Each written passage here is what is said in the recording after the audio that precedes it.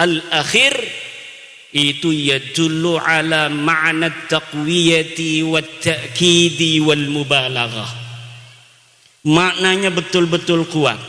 Apa yang diinginkan oleh Kiai Sobirin dengan menamakan pondoknya ini As-Sobur, santri-santrinya nanti punya kesabaran yang luar biasa, lebih dari gurunya. Karena semua kiai pengen muridnya lebih dari dirinya.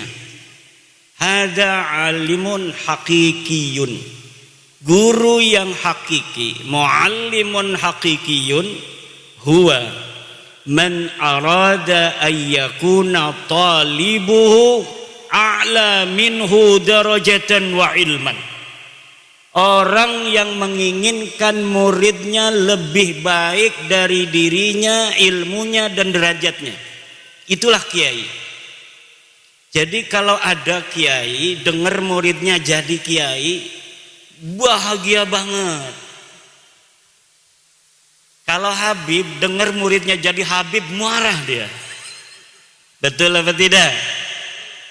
Ada kabib dengar muridnya jadi kabib, marah enggak? Marah. Tapi kalau kiai dengar muridnya jadi kiai, luar biasa.